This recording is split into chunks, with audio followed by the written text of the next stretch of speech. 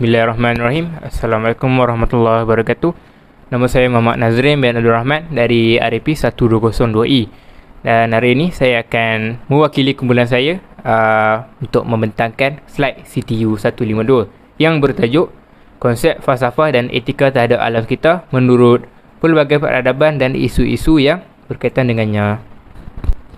Seterusnya, ahli kumpulan. Ini merupakan ahli kumpulan kami yang terdiri daripada 4 orang ahli, iaitu saya, Muhammad Nazrin, Muhammad Firdaus, Ali Faikal dan Syari Azizi. Okey, next slide. Objektif kajian. Objektif yang pertama, mengenal pasti konsep etika alam sekitar menurut pelbagai peradaban dan isu-isu yang berkaitan dengannya. Ada 4 konsep alam sekitar menurut pelbagai peradaban. Peradaban yang pertama, peradaban Eropah. Kemudian menurut agama Islam. Yang ketiga, Hinduism. Dan yang terakhir sekali, Kristianism. Objektif seterusnya, kepentingan penerapan alam sekitar terhadap etika. Di samping itu, kajian ini juga dapat menceritakan bagaimana peradaban manusia terhadap etika alam sekitar.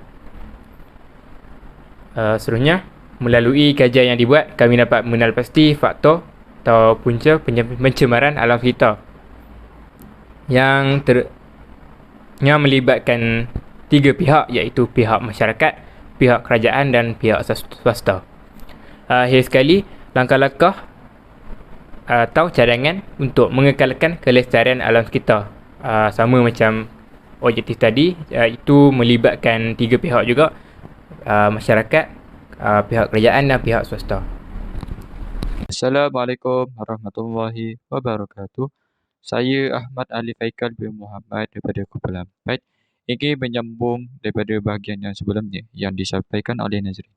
Di sini saya ingin membentangkan tentang dapatan dan perbincangan yang terdapat dalam kertas kerja ini.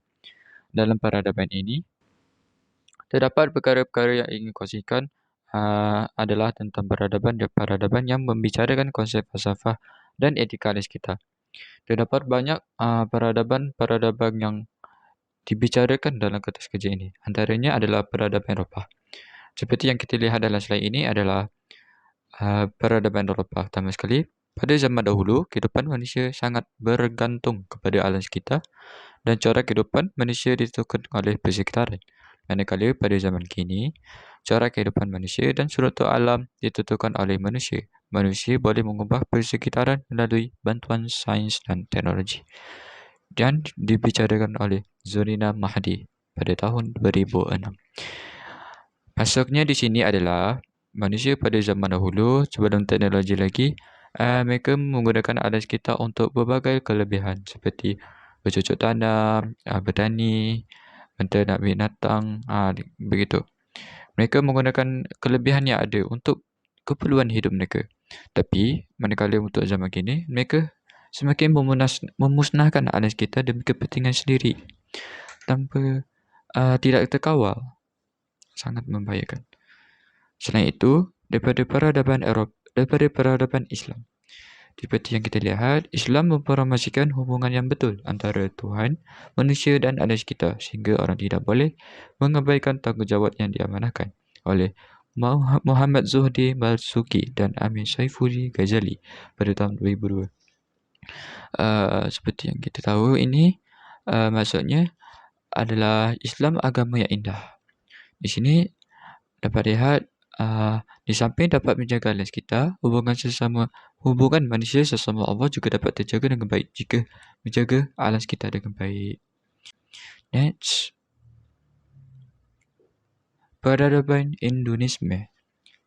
Seperti yang kita dapat lihat ini, penciptaan, pemeliharaan dan pemusnahan seluruh alam semesta ini adalah ditentukan oleh satu kuasa yang maha pencipta daripada O.P. Dwivedi pada tahun 2003.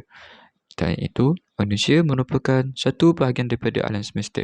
Keseluruhannya bukannya satu komponen yang terasing daripada V.M. Palaniappan pada tahun 1992. Okey, maksudnya di sini saya ringkaskanlah. Maksudnya di sini adalah agama Hindu ini yakin bahawa alam semesta ini akan terjaga sekiranya umat manusia menjaganya dengan baik. Di sini dapat lihat manusia sangat memainkan peranan untuk terhadap alam sekitar ini. Selain itu, manusia juga adalah ciptaan Tuhan, sama seperti alam sekitar. Kata-kata orang-orang Hinduisme. Akhir sekali adalah peradaban agama Kristian. Di sini saya akan baca ya. Tuhan yang mencipta alam ini tidak membiarkannya terabadi begitu saja. Daripada R. Page 1992. Selain itu, manusia merupakan satu-satunya ciptaan Tuhan yang layak untuk mentadbir alam bagi mendapatkan keperluan hidup mereka. Daripada E. B. Riley pada tahun 1992. Artinya di sini adalah Tuhan menciptakan manusia untuk memastikan ciptaannya terus dijaga. Di samping, manusia hamba-hambanya dapat meneruskan hidup. Okey, sekian daripada saya. Saya akan serahkan kepada seterusnya. Terima kasih. Nature is a source of many types of knowledge: mathematical, physical and metaphysical, scientific and spiritual, qualitative and quantitative, practical and aesthetical. Osman Bakar. Assalamualaikum warahmatullahi wabarakatuh dan salam sejahtera. Saya Muhammad Firdaus bin Mat Ghazali daripada RFP 120-2E. Pada hari ini saya akan menyambung pembincangan yang dilakukan oleh rakan saya, iaitu pencemaran alam sekitar. Pencemaran alam sekitar yang berlaku biasa umumnya ialah pencemaran air dan udara. Antara punca-punca pencemaran air dan udara yang berlaku di Malaysia ialah pembakaran secara terbuka. Pembakaran secara terbuka ini akan menyebabkan pemberasan karbon dioksida dan sulfur dioksida yang berlebihan dan seterusnya menyebabkan menyebabkan gas-gas beracun tersebar dan dapat membahayakan kesihatan kepada manusia. Seterusnya akan menyebabkan jerebu dan barang-barang panas di udara. Seterusnya ialah pembuangan sampah sarap secara merata. Pembuangan sampah sarap secara merata akan menyebabkan alam sekitar tercemar oleh bahan-bahan yang tidak terbiodegradasi seperti botol plastik dan beg plastik. Seterusnya ialah pembuangan sisa industri dan pertanian terberkawalan. Pembuangan sisa industri seperti sisa kumbahan yang mengandungi bahan-bahan kimia yang akan dapat membahayakan hidupan yang disalurkan ke dalam kawasan-kawasan tasik dan sungai, menyebabkan hidupan akuatik di situ akan mati dan menyebabkan menyebabkan sungai dan tasik-tasik di kawasan ini tersebut tercemar. Seterusnya ialah sisa-sisa pertanian seperti baja dan racun. Bahan-bahan ini akan menyebabkan berlakunya pencemaran apabila bahan-bahan tersebut tidak dapat diserap oleh tumbuhan dan seterusnya mengalir melalui tanah di dalam sistem-sistem saliran seperti sungai dan tasik, lalu menyebabkan pencemaran di situ.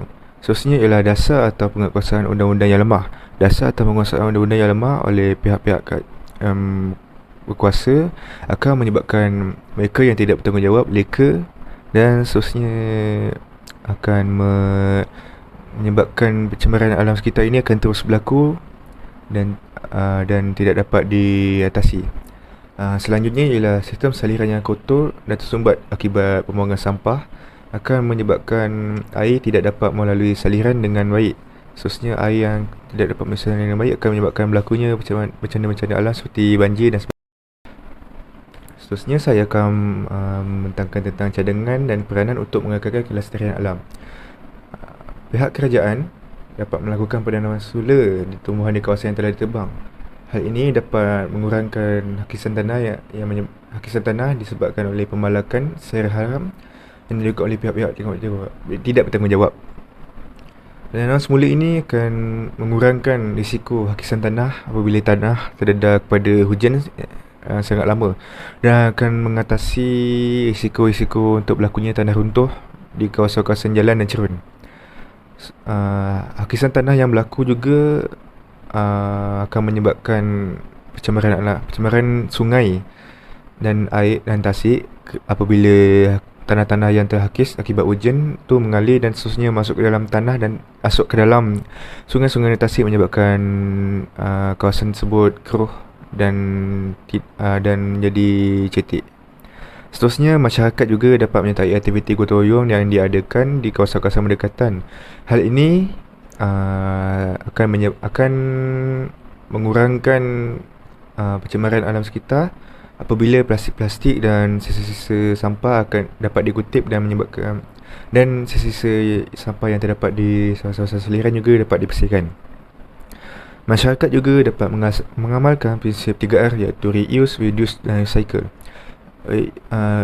iaitu penggunaan semula, pengurangan semula bahan dan perkitaan semula. Penggunaan semula bahan ini contohnya ialah penggunaan semula sisa-sisa sampah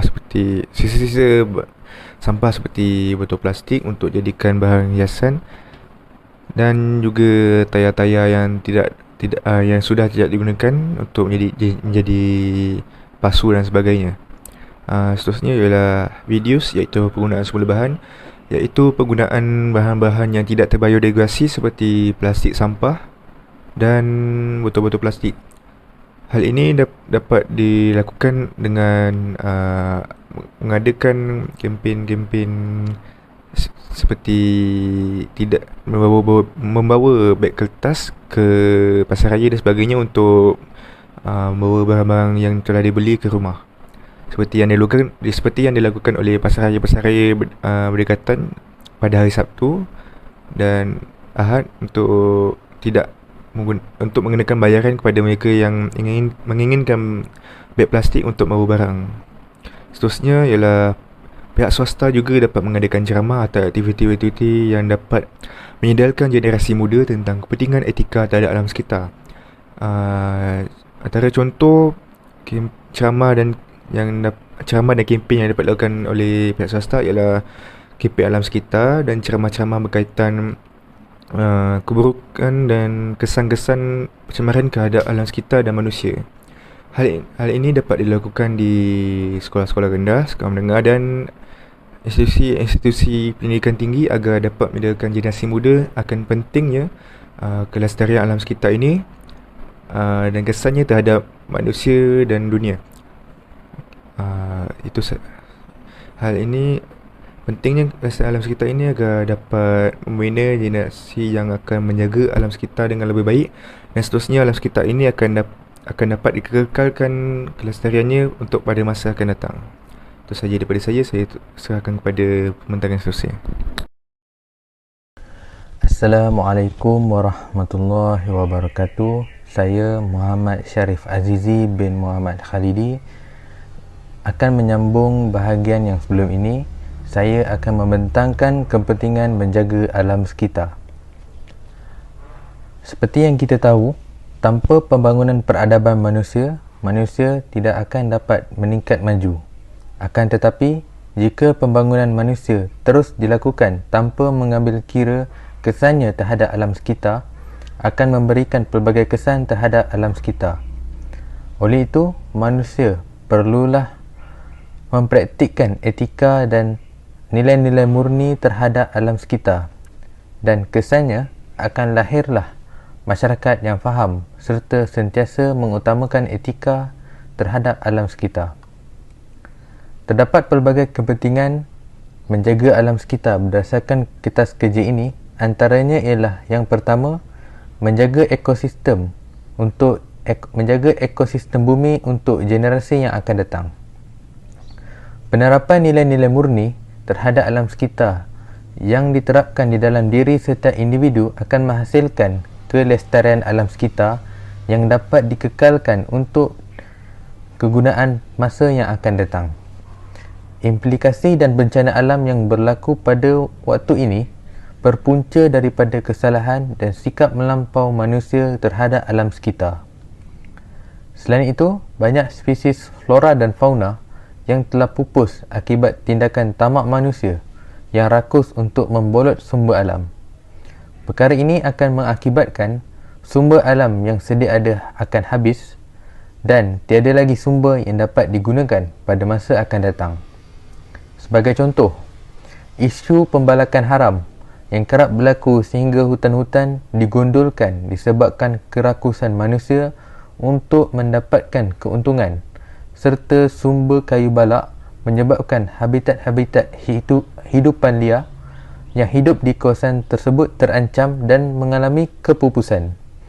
Selain itu, ketiadaan pokok-pokok akan menyebabkan hakisan tanah yang menjurus kepada tanah runtuh yang akan menyebabkan yang akan membahayakan nyawa manusia dan orang ramai.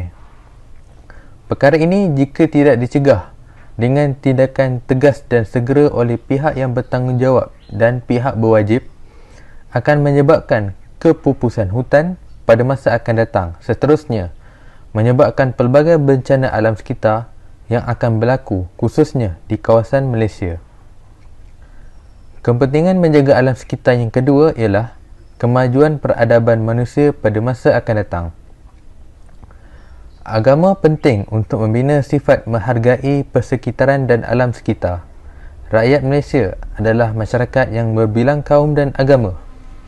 Setiap ajaran yang terdapat di Malaysia iaitu Islam, Kristian, Buddha dan Hindu serta lain-lain lagi amat menekankan kepentingan manusia untuk memelihara alam sekitar. Dalam ajaran Hindu, kawasan hutan merujuk kepada kediaman dewa. Oleh itu, orang Hindu dilarang untuk menebang dan memusnahkan pokok tanpa sebab yang kukuh. Dalam agama Buddha, perlu melakukan perbuatan baik termasuk melindungi dan memelihara alam sekitar kerana menjadi amalan mereka sejak kecil. Dalam agama Kristian pula, turut menegaskan pengikutnya untuk mengasihi semua ciptaan Tuhan. Apabila manusia mempunyai sikap cinta akan alam sekitar, maka manusia akan cenderung untuk melakukan yang terbaik untuk memelihara alam sekitar daripada tercemar dan menjauhi perkara yang akan menyebabkan kemusnahan alam. Dan akhir sekali, menurut agama Islam, manusia perlulah sedar bahawa alam ini adalah diciptakan oleh Allah Subhanahu Wa Taala. Untuk memastikan supaya manusia tidak mencemarkan alam sekitar, Allah Subhanahu Wa Taala memberikan manusia akal fikiran untuk manusia dapat berfikir di antara perkara yang baik dan buruk. Oleh itu, jelaslah bahawa dalam agama Islam serta agama-agama yang lain sangat menitik beratkan penghayatan dan amalan mulia terhadap alam sekitar dan persekitaran. Kesannya, manusia akan lebih menghargai persekitaran mereka dan berusaha untuk mengekalkan kebersihan dan kelestarian persekitaran mereka. Yang terakhir, rumusan daripada tajuk yang kami kaji. Sebagai rumusannya, dapat disimpulkan bahawa setiap peradaban mementingkan etika terhadap alam sekitar. Contohnya peradaban Eropah. Walaupun terdapat cara dan pandangan yang berbeza bagi setiap zamannya. Contohnya pada zaman kuno, masyarakat Eropah amat bergantung kepada alam sekitar dan mereka amat menjaga adab dan tingkah laku mereka terhadap alam sekitar kerana masyarakat pada waktu itu mengamalkan animisme di mana mereka percaya jika mereka melanggar pantang larang terhadap alam, mereka akan dihukum oleh alam. Bagi peradaban Islam pula, manusia diciptakan oleh Allah Subhanahu Wa Taala sebagai khalifah, iaitu pemimpin di muka bumi ini, dan mereka akan dipertanggungjawabkan di atas setiap perlakuan mereka. Selain itu, berdasarkan tajuk kajian yang telah kami kaji ini, kami dapat mengenal pasti dan merumuskan faktor-faktor pencemaran alam sekitar. Yang pertama, kelalaian penduduk setempat akan sistem saliran yang kotor dan tersumbat akibat pembuangan sampah sarap secara merata. Yang kedua, dasar atau penguatkuasaan undang-undang yang lemah menjadi punca berlakunya pembalakan haram yang mengorbankan pokok-pokok yang menjadi habitat bagi flora dan fauna. Dan yang ketiga, pembakaran secara terbuka menyebabkan pencemaran udara sekaligus menyumbang kepada penipisan lapisan ozon.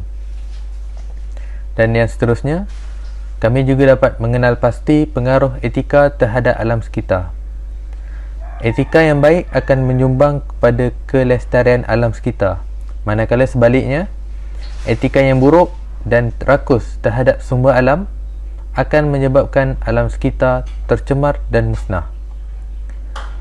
Budaya sesebuah masyarakat terhadap alam sekitar mencerminkan keadaan persekitaran di tempat tersebut. Jika budaya di situ baik, maka alam sekitarnya pun akan menjadi baik. Oleh itu, diharapkan agar pihak kerajaan, pihak swasta dan penduduk setempat serta media massa dan pengusaha kilang cakna akan masalah yang akan dihadapi jika etika terhadap alam sekitar tidak diamalkan. Terdapat pelbagai cadangan yang perlu diutarakan terhadap pihak-pihak tertentu, sebagai contohnya pihak kerajaan. Cadangan kepada pihak kerajaan agar mewartakan hukuman yang lebih berat dan tegas terhadap mereka yang melanggar peraturan berkaitan alam sekitar, agar mereka yang kerap melakukan kesalahan akan merasa terbeban dengan hukuman tersebut. Bagi pihak swasta pula, boleh mengadakan kempen dan ceramah berkaitan alam sekitar agar masyarakat lebih peka akan masalah yang dihadapi. Bagi para penduduk pula, boleh mengadakan gotong royong membersihkan kawasan sekitar. Bagi media massa boleh menjemput artis-artis yang berpengaruh dan yang terkenal untuk mempromosikan kempen penjagaan alam sekitar agar perancangan dan program yang diadakan disambut baik oleh masyarakat. Dan akhirnya, kepada pengusaha-pengusaha kilang juga mestilah bertanggungjawab dengan tidak membuang sisa-sisa kumbahan ke dalam sungai dan tasik tanpa merawatnya terlebih dahulu. Sekian, terima kasih.